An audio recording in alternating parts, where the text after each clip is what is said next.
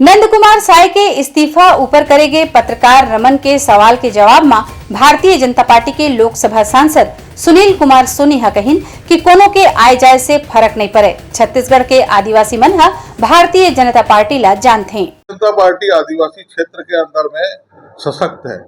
और कांग्रेस पार्टी ने जिस प्रकार से आदिवासियों को छलने का काम किया है, तो मैं नहीं समझता कि किसी के आने जाने से बहुत फर्क पड़ना है। लोग कमल छाप को जानते हैं, भारतीय जनता पार्टी को जानते हैं, प्रधानमंत्री मोदी जी को जानते हैं, केंद्र की सरकार को जानते हैं। उस आधार पर जो है केंद्र की सरकार जो आदिवासियों के लिए लगातार फैसले कर रही है,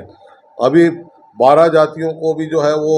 आदिवासी समाज के अंदर में शामिल किया, तो ये लगातार जो भारतीय जनता पार्टी और केंद्र की सरकार जो